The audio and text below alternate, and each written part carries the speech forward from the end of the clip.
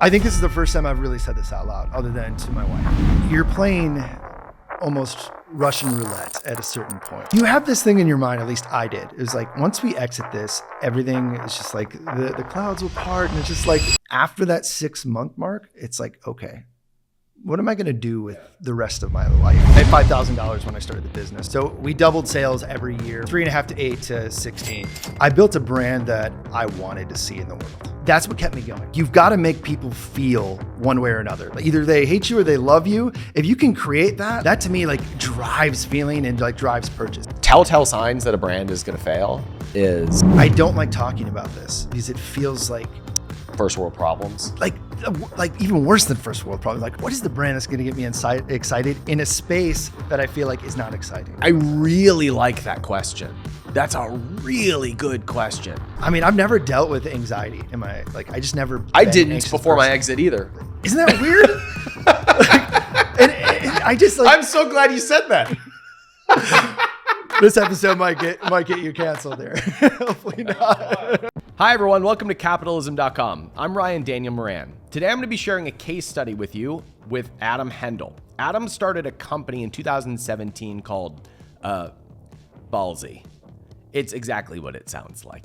And Adam started this business while he was working a cozy, cushy corporate job, and there was no demand for this product. So if you've followed any, playbooks about how to build $1 million businesses, some of them will tell you to find out what other people are selling and sell it a little bit better than them. And Adam followed more of my playbook, which is you choose a person and you sell what you would like to give that person. What does that person want? What do you want to see exist in the world? What does that person wish exists in the world? And Adam did that. It was literally a shower idea. And Adam tells the story in the podcast, but he had a $3.5 million first year, and that was pure chaos. And then 3 years later, he had an 8-figure exit. Now that sounds great on paper, but there's a lot more details to that because Adam was working a full-time job while he was doing this. Adam was a father while he was doing this. He had never had a successful business before. And so if you have any of that, like you're a parent wondering if you can do this, or you're working full-time wondering if you can do this, or you don't have a ton of capital and you're wondering if you can do this, this case study is going to show you an example of someone who was not in their early 20s when they started, wasn't rich when they started, didn't have a ton of free time when they started, and they had an 8-figure exit in 3 years. And whenever you're ready to start your road to 1 million, come join us at capitalism.com/1. All right, let's go hang out with Adam. Hey Adam, thanks for coming over, man. Hey, great to be here. So you and I met as a result of you being in the Capitalist Pigs, but you shared with me that you didn't discover any of my work until after you had an 8-figure exit. Yeah. But that our stories are so similar. It's crazy. It's terrifying. It really is. Right? So take me back. When did you start the brand? And what were you doing beforehand? Yeah, so I started Ballsy in 2017. Ballsy, if you don't know, is a men's personal care product. You can put 2 and 2 together. Yeah. So before that, I've been involved in a bunch of different startups. I have a marketing background. So I bounced around from an e-commerce startup, which was like a Shopify meets Etsy kind of thing, to an influencer marketing platform, which was bought by Google. So it was there for a little bit. What was that? It was called FameBit. So this was, okay. Yeah. So I was the first employee there, and got to see a lot of growth. Did you get there. a piece of that?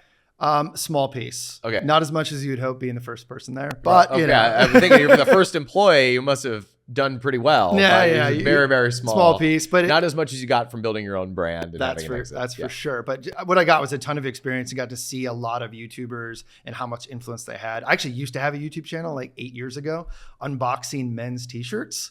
So I built this like crazy community. That's how I actually got my first e-commerce job in San Francisco, is I built this community around men's t-shirts. Not the most odd thing ever, but I had, Wait a minute. Yeah, we can unpack this. I just don't know how much time you want to spend on it. I don't want to. I didn't expect to go down here, but I don't. Did you monetize this channel with? I did. So this was legitimately now about You were an affiliate nine or 10 years ago. All I got was awesome men's t-shirts. Okay. So what brand do you stand by today that has the best men's t-shirts? I still, as like a graphic t-shirt company, I still love Johnny Cupcakes. I don't know if you've ever come across his story. I don't know them. His brand is unbelievable. He's got like a bakery in Boston that you go to, and like he takes like them out of the oven. Like it's just the creativity around his brand is unparalleled, and they've been around this entire time. Like, there were so many different t-shirt brands that have come and gone. So anyway, you have a digital marketing background, right? And you have Swiss Army knife in a bunch of different ways. Bunch of different things. You do a little bit of influencer marketing. You do a little bit of YouTube videos. Like you understand the digital landscape, which is actually where I see people have probably the fastest success when they build a brand. Sure. Because they know all of these skill sets, and all of a sudden they're applying it to something real. Yep. And now they're not just making money, they're building something that can actually take off. Absolutely. So you started Ballsy when? 2017. Okay. So Ballsy was legitimately a shower moment idea about a shower product. It was just like one of those puns things. Are just everywhere. It's too perfect, right?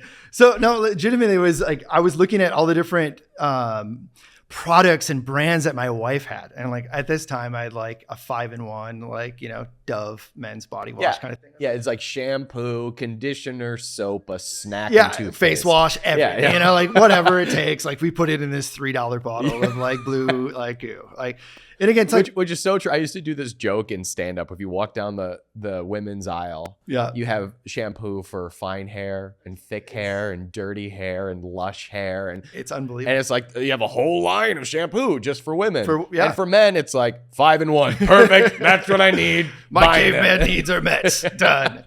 You know, so like that was kind of the moment, is like it literally went through my head, was like, well, as guys, we have body wash, we have face wash, why not ball wash? And I jumped out of the shower, Googled ball wash, and to my, you know, surprise and delight, no one had ever created a product called ball wash. So it was like this moment of either I'm a genius or this is the dumbest thing that's ever, you know, happened before.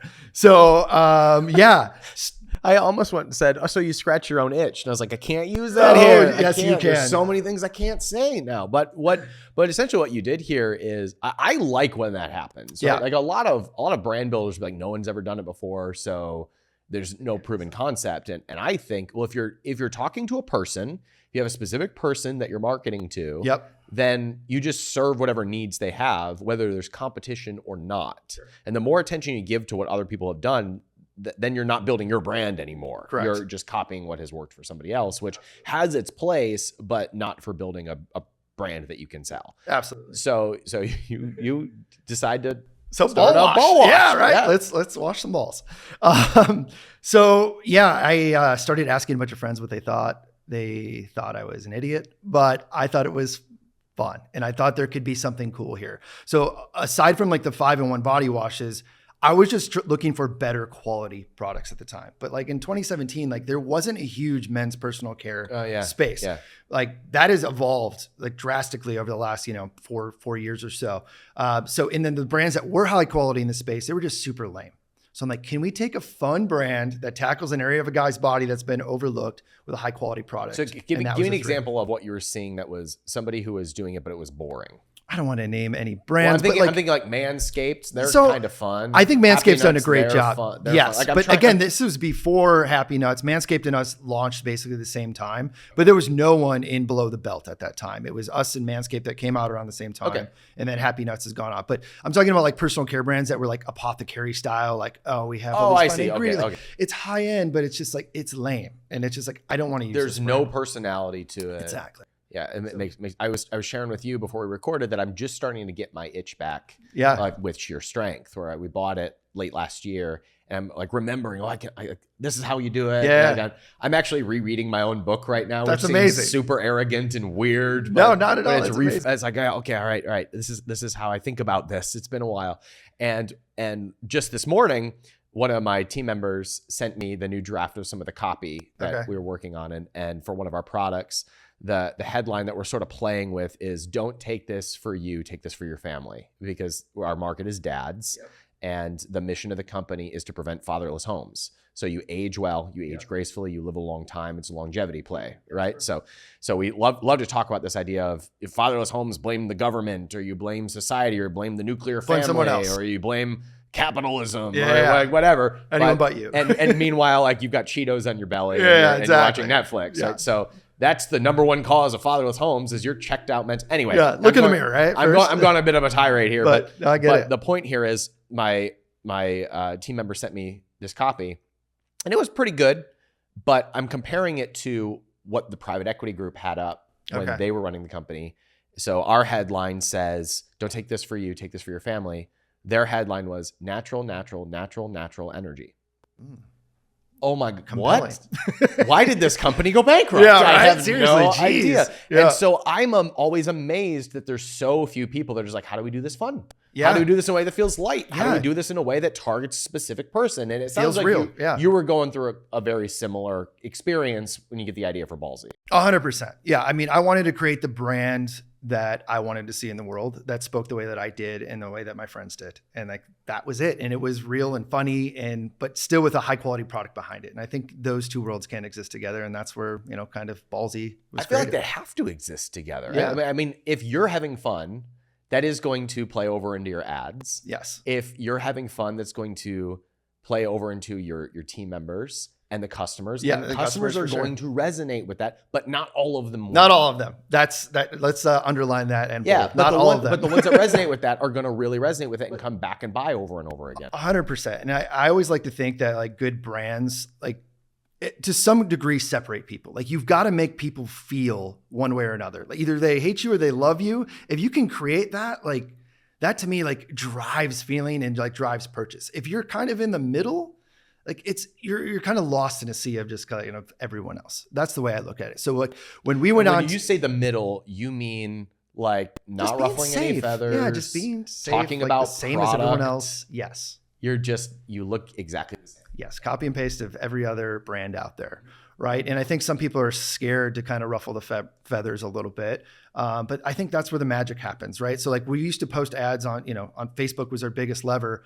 What I loved was when we'd get some customers coming in, or not customers at the time, but people would be like, "This is the most disgusting thing I've ever seen. Like, how can this exist?" And then other people would like lighten up, like life's too short, have some fun, like this is a fun brand, and like they would interact, and then we would insert ourselves and put fun gifts and stuff. But like it made people feel, and then people were sharing it out because it was just like, I'm just here for the comments, and like that. I loved that. So just this morning, my partner texts me and shows a graph of one of the brands we've invested in at the Capitalism Fund. And this brand is doing a little over $2 million a year. Actually, they're doing more than that, but their monthly run rate is like $200,000 a month. And he shows me the graph, and just yesterday there's this big boom in sales. And it's like 4x to the business, and it's because an influencer with like 3,000 followers posts something that is getting controversial comments. Sure. They didn't intend for this to happen. Yeah. It just is. Some people are piling on, like taking issue with 1 second of a 16-minute clip that an influencer posted. Yeah. And the comments are what's making it go viral. And it sounds like you sort of manufactured this a little bit in a way, or you at least encouraged it. I encouraged it. Yeah. And I think there's a difference, right? We never tried to be controversial just for the sake of doing it, right? Yeah. It was inherent in the brand. And I think people that are just trying to ruffle feathers for that, like it's short-sighted and it's not going to be good for the brand. But if it's on brand and it's fun, at least it was fun for us. Like that's what worked, right? Because it was real to who we were. Yeah. So how did you get the initial traction for this when there's nobody in the space that has got search volume? So there's nobody going out and typing in ball wash into Amazon. Sure. So you have to kind of create the space a little bit. How did you do that? So it's funny because you always talk about, the who, right? And like I had the who in mind, and it was, guys that were out doing not extreme sports, but the sweating, right? They're like getting out, like they needed something. Active dudes. Yeah. But guess what? That wasn't the who that bought it, at least not originally. Okay. And this is where the testing kind of came in. So we launched like 4 or 5 different Facebook ads, 4 different groups of guys, and one set towards females. And the female audience, like 10x'd the male audience. Buying it for their dudes? Buying it for their dudes. And we launched around basically Black Friday. So it was like a gift kind of. Okay. So what we figured out like in consecutive holidays was that we could lean into gift, but make it fun, but like a Trojan horse, right? So like, for example, the next Valentine's Day, we're like, how do we get women to buy ball wash for their guys without a guy being like, What are you trying to say? So we actually, my wife came up with this slogan. It says, "I'm nuts about you." So then we put it in a box that had our 3 best products. It says, "I'm nuts about you." That's good. And then when you open it up, it tells you all of the reasons why the product is actually great. So like we got in the door through the female with humor, but then we deliver on the product quality and hopefully like the guy would stick around. And then for Christmas, it was keep your jewels jolly. So like we really leveraged like getting in the door through fun, humor, female aspect to buy it for their guys. And like I said, product quality had to be there and obviously to keep people around. But that's what we found worked for us. So was that consistent that the acquisition was women and then, but the men's came back and were the repeat buyers? Yeah. So it made it inherently hard to track, right? Sure. Especially, you get a gift for Christmas. Like we had a lot of people that would buy them for like, a gift exchange at an office or whatever. So like we started to hack this to where like we made a scratch off ticket that had Santa holding a gift package over his package. And it was like scratches there. Really leaned into the fun. I'm really leaning into the fun of this, but then they would have a code. They'd have to come back to the website. We'd capture their email. So we'd get the gift buyer, then we could segment them off. So we had to do some interesting tracking over the long run.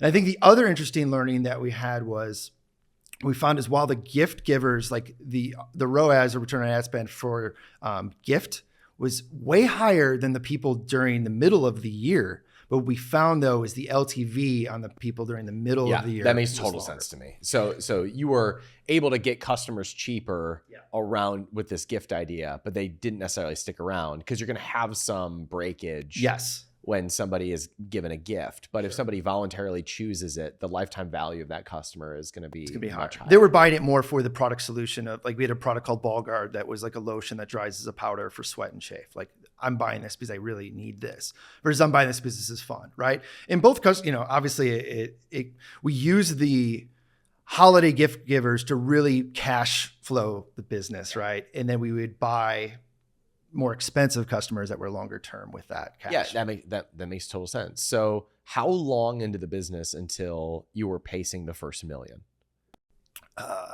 3 months. Oh, wow. Okay. Yeah. Like we came out. You launched around Black Friday too. So we only had, I had $5,000 when I started the business. So it was a very small amount of money. So we launched with 500 units. We sold them out basically like in the first day. And I like called up the supplier and I was like, good news and bad news. Good news, we're sold out. Bad news, it's not even December 1st, right? So he made us 15,000 units in a little under 2 weeks. We sold all of them out. And then we rolled that snowball into Valentine's Day, like I was mentioning. And then from there, we were kind of off to the races. We ended up doing $3.5 million that first year. Wow, that's incredible. Yeah, it was insane. And you're probably bankrolling all of that back into more inventory, people, advertising. Yeah. So everybody is like, oh, you got a $3 million company, must be nice. And you're like sweating bullets with all this money tied up in inventory. 100%. So I actually didn't even leave. It's crazy. I didn't even leave my position at Google until after that first full year. So I was running it part-time with my other buddies. And so you were working full-time at Google for a year. Yeah. Working on the FameBit project. Yes. And then working at Ballsy at night when I got home.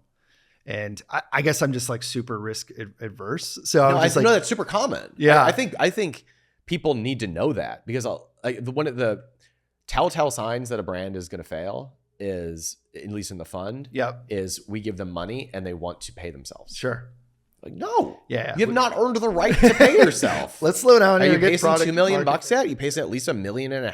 Well, then what are you doing paying yourself? Yeah. You've got to putting the cart before the horse. You've got to really grow this baby before we put it to work. Absolutely. And I mean, so I waited till we had 3.5. I mean, that was probably maybe a little too long, but it was the end of the year. And it was, even then I was a little nervous because I've got a wife and a child, and I'm like, I'm set here at Google, like, this is the dream, And I went to my wife, actually I put in, which was an interesting conversation with my manager. I'm leaving Google to work on men's genitalia. But I got home from that conversation with my wife and like, I had a hard time sleeping, to be honest. Of course. And she was like, she's my biggest supporter. And she was just like, basically, metaphorically slapped me and was like, look, like we need to do this. You need to do this. We're meant to do. And if it doesn't happen, you can always go back. Yeah. Or work somewhere else or find some other opportunity. Yeah. We oftentimes think that like if something doesn't work out, we're just going to like fall back to zero. Yeah. It's That's unbelievable how it always feels like that. yeah. And I mean, I still feel that sometimes, right? That was my fear post exit. Yep. Like, well, now I just have further to fall to zero. Yes.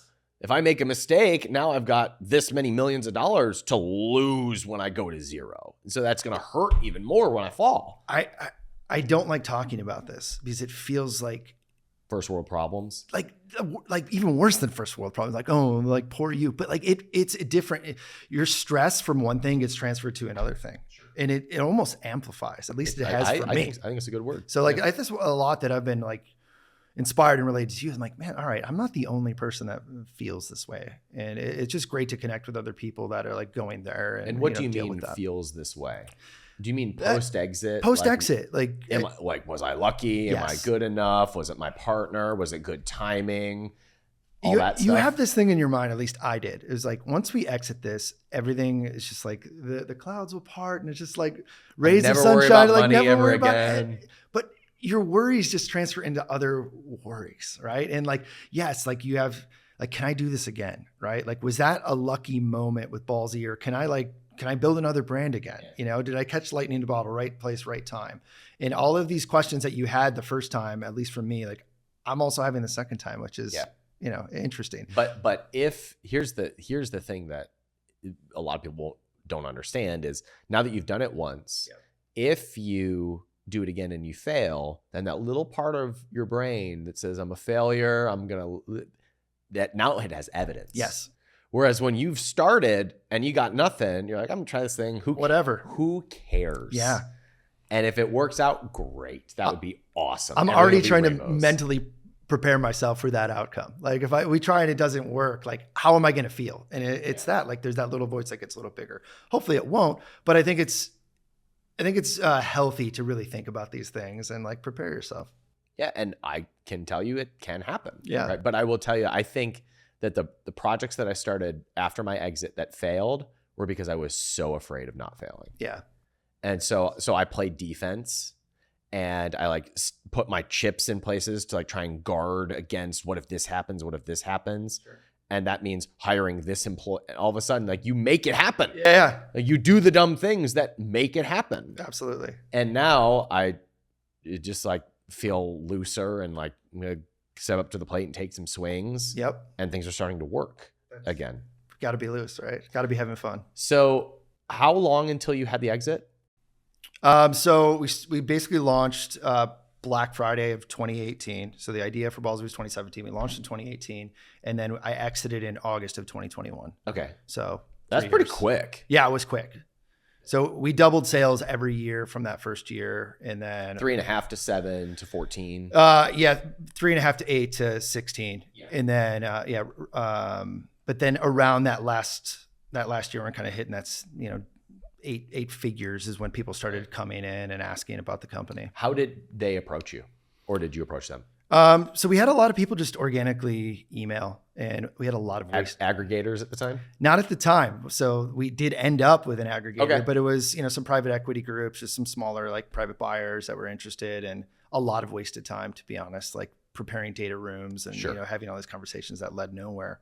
But at the end, we had one person that my partner, Brock, one of his friends had exited to this company. So we felt like, pretty strong. We had good ties. We had a lot of good conversations, and they put an LOI on the table. And I was like, all right, this is getting real. It was a figure that we were all excited about. We were like 2 days away from signing it. Lawyers are looking at it. And then we get this email from this other group, and they're like, hey, we're very interested. Oh. And we're like, you basically have 24 hours because we have a deal that we're very happy with. Yeah. We're going to sign. This is what it's going to take. And like, we got on the phone.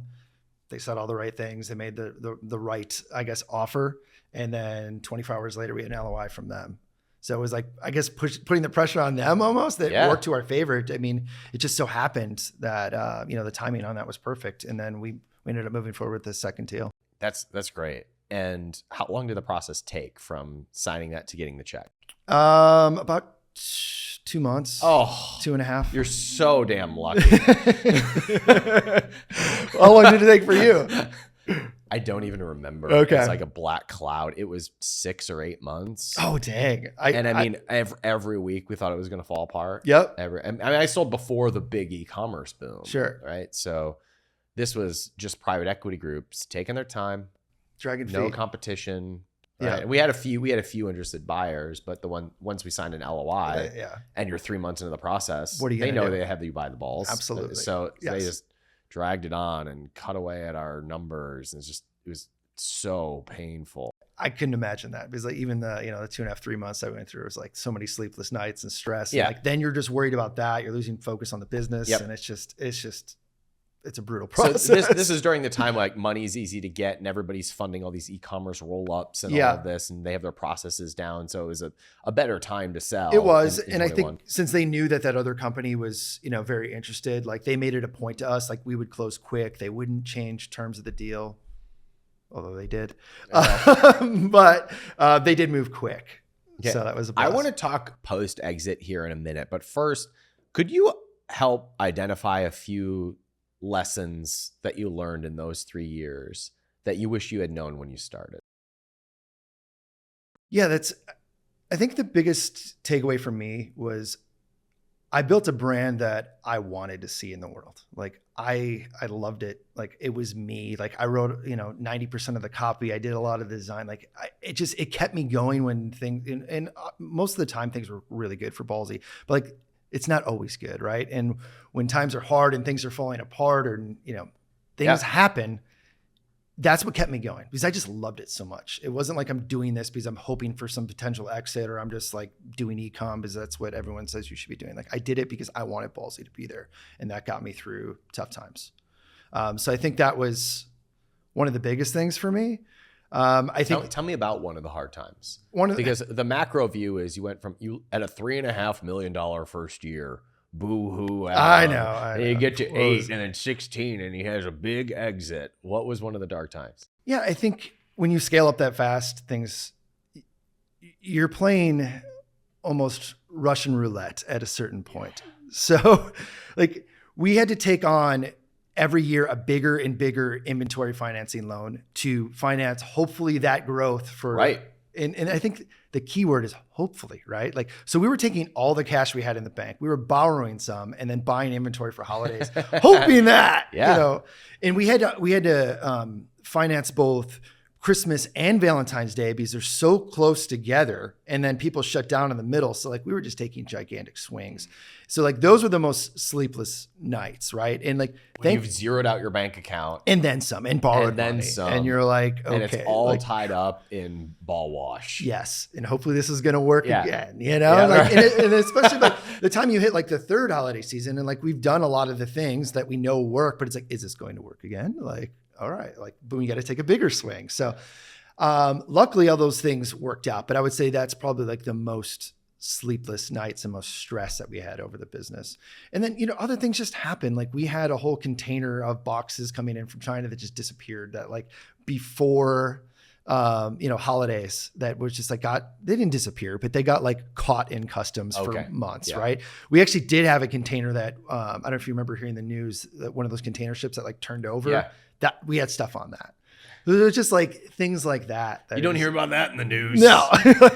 Thousands of containers of ball wash are swimming in the ocean. I mean, a lot of boxes, Dolphins everywhere have the cleanest balls you've ever seen. Yeah. Yes. So there's just things like that. We had this UPS facility distribution center in Detroit where we made all of our products, shut down the winter, I guess, weather just like knocked them out right before Valentine's Day, and they didn't tell anybody. So now we have all these customers emailing us being like, where's my order? Valentine's Day is coming. This is all I bought. And I don't know. Like I'm asking our manufacturer who also did our shipping, and they're like, we don't know. We sent them out, we promise. And they've just disappeared. So now what are we supposed to do? So now we're issuing thousands more orders again. Okay. So we're reissuing all these orders to people, and then we find out what happened, and all of a sudden those get released. So we had, so that, that hurt, but it was also like a good customer loyalty, like showing that like, we're going to do the right thing. Like financially it was, it sucked, but, I don't know. Those are a few things that pop in mind over the last few years. What else would you say that you wish you had known at the beginning of the journey? What I would have known. Or going into the next journey too, because you're thinking about what you're going to do next too. Yeah. I mean, I think what I would have known, it'd have been nice knowing who the actual customer was out of the gate, although we did find out pretty quickly. Yeah. I think that would have been helpful. What I wish I would have known, I'm not sure. I guess just building community, like how important that piece is.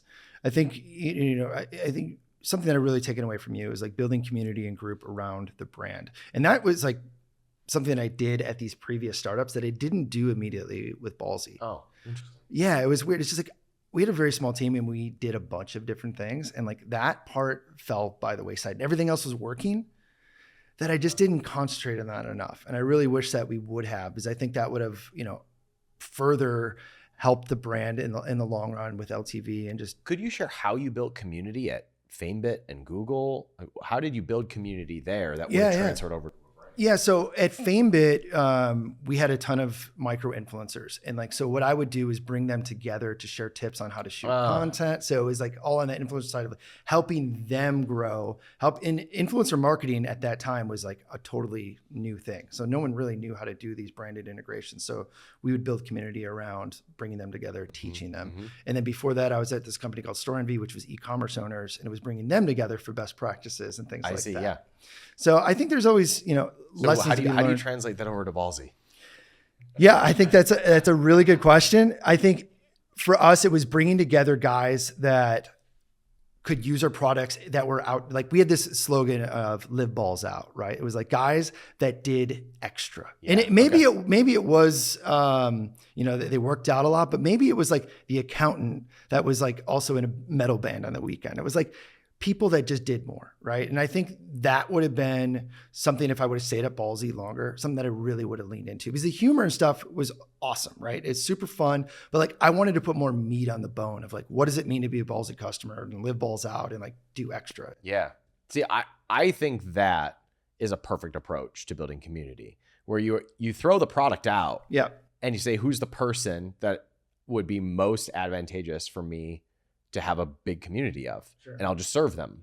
And for you, it's the guy who does extra. Yeah. Right. And so the podcast or the YouTube channel or the social media page won't look like your product at all, but it will look like the type of media that the person that buys your product loves to consume. Absolutely. And then that becomes a distribution channel all on its own.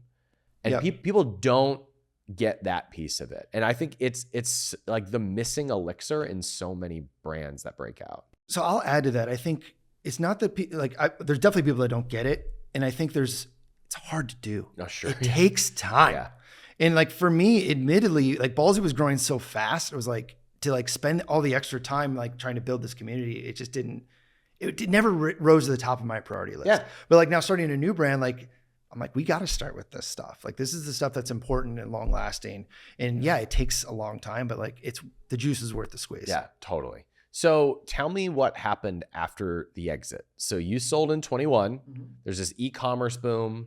There's multiple different people bidding for brands. You're doing $15, $16 million in top line revenue. Yeah. Life's supposed to be amazing post-exit. Sure. The clouds part and it's sunshine and rainbows. What's life like after exit? Yeah, so I stayed on for 6 months to help try and run the brand.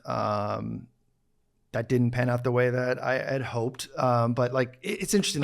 Because things changed, because you're making a face like you can't say much. Yeah. Yeah, I understand. I've signed those documents too in the past. Yeah. Yes. So I think all I can say is like, when you grow a brand like that, like it feels like another child. Right. And then like when you hand that child over, like there's certain emotions and things. And it's like, no, like my baby likes it like this. Yeah, like my baby's gluten-free. Yes. This is how it works, And they're like, no, we're going to try these different things. You're like, that's hard. Yes. Super hard. Especially when, there's not a lot of listening to, past experience. Yeah, but, and you're not the owner anymore. So, so you have to kick and scream. It doesn't matter. It doesn't matter. Which I was reminded. I think that was hard at first, is like, while like the outcome is like the dream, right? Like, supposedly like this is what, you built the company to do, but it's hard to take that first step back. So once I finally was just like, okay, I got to rip the Band-Aid off, and like that Give it to them. Give it to them. It's theirs to do what they want to do with. And now I got to move on. So there was a bit of, transition during that. And then I would say like the next like 6 months or so was just really nice. I spent a lot of time with my family. We did more traveling than I've ever done in my life. And I was just, I guess, kind of distracted from business. I was just enjoying the moment and like being with friends and family. You had money, you had no responsibilities. You can do whatever you want. It was very nice. But I would say after that 6 month mark, it's like, okay, what am I going to do with the rest of my life? How old are you? Here? I'm 40. You're 40. Okay. So you're going to be around for another 50 years. Yeah. You're not even at halftime. And you're like, oh, right, I have to do something for the next 50 years. Yeah. It's amazing how quickly that creeps back in. Uh-huh. I think a lot of people think like once that happens, it's just like you never worry about anything anymore. And that's not true, because I think the people that get to these positions, right, like have that internally. Like you didn't just get here. Yeah. You have drive. To want to do something. But you had drive at Google. You had drive at FameBit. Like you had drive to be good at something. And now you're just sitting on the sidelines. Yeah. And it's not like you played baseball and you're old and done. Yeah. Right? Gary Vaynerchuk said to me once, he was like, aren't you glad you didn't become an athlete? And I was like, no. He's like, aren't you glad you didn't play baseball? No. I wish I was playing first base for the Indians right now. And he goes, Ryan, athletes have to retire at 35. Yeah. We get to play this game forever. That's a great way. And when you sell, there's a different game. You got to find out what the game is. Yes. Like, Absolutely. what's my game? I knew I wanted to play the game. I got to play the game. I kind of won the game. Yep. Now what the heck do I do? Now what the heck? And can you do it again? Right. And I think that's where a lot of the stress comes in. It's like, okay, like this was great, but like now one, what do I do? And two, can I do it again? And that's a lot of pressure. At least it's been for me. I get it. And like you said, it's even beyond first world problems. Yeah. It's like 1% problems. I feel embarrassed even saying it out loud. Like it's just like But it is very real. Yeah. And I think it's easier to say out loud when you recognize that everybody has that voice. That am I going to look like an idiot? Yeah.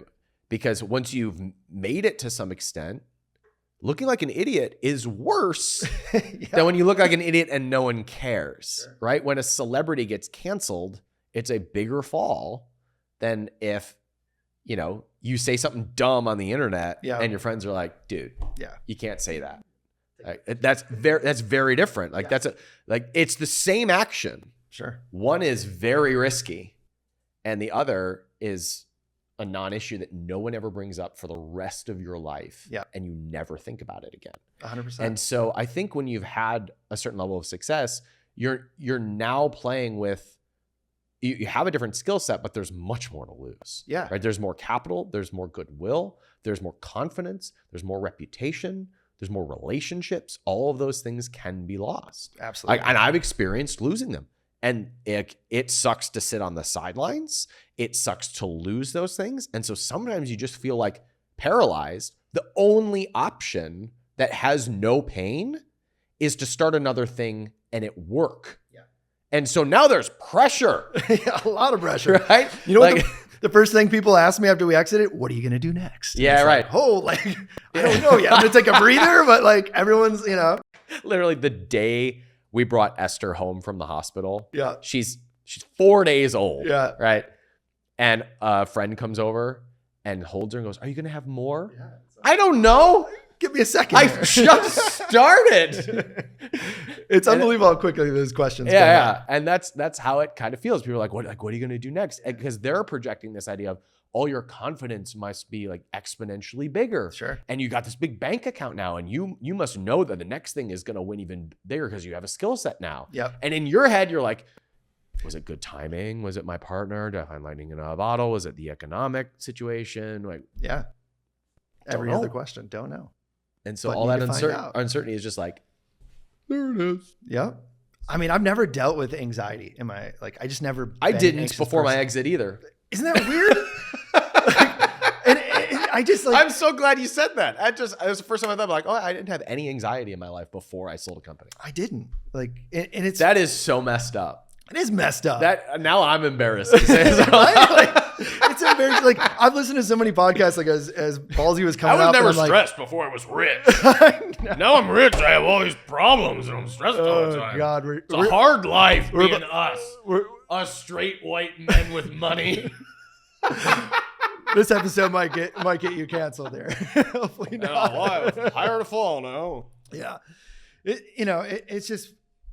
It's interesting though, because I had listened to people that had said that before Ballsy and been like, I had those thoughts, like, what a bunch of assholes. Yeah, really. Like, but it's just different levels, different devils. Like to compound it more, now it's also lonely. Yeah. Because there's really nobody you can talk about. No, I think this is the first time I've really said this out loud, other than to my wife. Like, it's not something I like to talk about. It's a weird thing to talk about. It is. So, especially now, and now we're doing it on your podcast. It's okay. Not, only like not 6 behind the people scenes. listen. Yeah. So, Only a few people listen. yeah. Right, so let's that. flip it completely, right? Like, well, hold on. I don't know what you can say, so I'm gonna go here for a minute. Okay. You're not in charge of Ballsy anymore. Correct. Other people are in charge of Ballsy. You separated because they wanted to do it differently than you. Yep. And it's their baby now. But I know from the sidelines, it can still be like, Yeah, It's done this way. You should do it this way. absolutely. so now you turn around and you've got the next thing that you're looking for. Sure. You may or may not know what that is, but do you take that same approach into the next thing? Or do you have to think about it differently? Like, what is different for you round 2? So I am working on something new now. I think where I started was reassessing what I love doing about Ballsy and like why it got to where it was. And again, it wasn't so much around the product, it was around the brand. Yeah. And that's just like, I know a lot of people like start with, with a who or with a product. For me, like I kind of need, what is the brand that's going to get me excited in a space that I feel like is not exciting? Right? Like where can I do something differently that I'm going to be excited about it that no one else has? I really like that question. That's a really good question. What can I be excited about in a space that isn't exciting? Because you did it once with personal care. Yeah. Right. And I think I'm doing that with supplements right now. And you might say like Jeremy's Razors did it with razors. Sure. Right. So Absolutely. that is a really good question. So how did you go about answering that? So the short answer is laundry. The long answer is I started with products that my manufacturer that I had a great relationship could build, right? Because I was like, I have such a good relationship, but let's lean into that.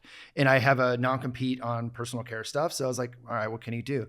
And he does laundry stuff. And I was like, I just started looking at the space and I'm like, this is the worst space ever. Yeah. It's so boring. There's no cool brands like Drops. I don't know if you've ever seen Drops. Yeah. Like he had that like cool bathtub moment. Like Yeah. what has happened since then? Yeah, right. Nothing. Like, so they're just no fun. It's a laundry great brands. business though, It because is. he was cool in a space that wasn't cool. But yeah. you're right, they haven't done They're anything. anything since then. Like, and so to me it's like, can you make something as hated and terrible as laundry fun and exciting? So then I started going down that path of like, what would that look like? So that's where I'm starting to sink my teeth into. Can you talk about the brand at all? Yeah. So, yes. So the brand is called Slay. So like, don't do your laundry, slay your laundry. And you can already start to get kind of a feel of what it's going to be. Yeah. So in the product, I don't know if you've ever seen these before, but they're called detergent sheets. So imagine a dryer sheet, but made out of detergent. So if you ask 10 people on the street, probably, three of them maybe have heard of it. It's starting to become a thing. But all of those brands, again, it's just like eco-friendly. Everything's great. It's just all the same. So the product's called Holy Sheet. So again, just being I love this. fun, right? Like, and thinking about different content, like, if we get people on TikTok, every time they throw one in, they just got to say Holy Sheet. Like, it's just fun. It like brings a smile to your face of something that is not fun. Yeah, and I'm thinking at first I was like, I don't know how you're gonna make laundry fun. Yeah. But then as soon as you started talking about it, now I'm seeing all these ideas. Like I'm imagining, remember Billy Mays? Of course. They don't make him like him anymore. No, they don't. He was such a pitchman and he was so fun to watch. Yes. And I imagine a guy like him talking about OxyClean. Yeah. But if you just swapped out OxyClean for Slay, it'd been like, we slayed the stain. Yes. The stain is slayed. Yeah. I mean, that would work really well. That's the plan. And no one's done it fun since Billy Mays. I don't think so. Yeah, so that's kind of the plan, and I think around that as well. So we've got these wool dryer balls. They're called Fluffy As. So it just, again, like putting a smile on people's face through product, but then also like in our content, we're doing a bunch of memes and just funny stuff around laundry, right? Things that people can relate to. So yeah, we're gonna try and make this terrible chore fun. This was fun. It was fun. It's great sitting down with you. Any way that the audience can support you? Can follow along with a new brand launch? Yeah, can so give you money, can hire you for things. All of the above, please. So the brand is slaylaundry.com. Okay. So if you go there now, you can put your email on, on the list for launch notices. And then we also have a Facebook group. I'd highly recommend people to go to that. So it's Slay Laundry on Facebook, and you can join the Laundry Slayers, and basically documenting, a lot of the process of like bringing the brand to life. That's awesome. Yeah. You're doing the traffic triangle. Yeah, I'm trying, man. That's awesome. Yeah. I'm really excited for you, man. It's great to see you. Thanks Yeah, for great to being see you as well. Thank you. There's a few key takeaways to remember from this episode. Number one, Adam served a person. He didn't just sell a product. Now, people buy a lot of products, but it's hard to market products. It's easy to market to people. This is counterintuitive when you're starting your first company, or when you haven't had your first million, or even when you're trying to scale past 1 million for the first time. But the more you can focus on the person, the faster your company will grow. Number two, the chips stay on the table for at least a year, because you're building an asset. You're not just building a cash flow machine. This too is counterintuitive with a lot of brand builders, because a lot of us got into this game for freedom. But you're keeping all the chips on the table for a year while you build this asset, and you make your money when you have your exit. And if you do it well, it's reasonable to expect that you could have at least a 7-figure exit. And number three, build the business you want. Just make it fun if you like having fun. Make it super serious if you want it super serious. Like, you can build whatever you want. There's so much abundance. There's so much opportunity.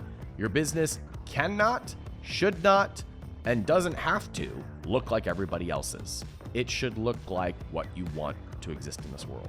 So whenever you're ready to build that, come join us in the 1% at capitalism.com/1. We can help you get clear on your idea, have a profitable launch, get to 100 sales a day so that you're consistently pacing at least $10,000 a month.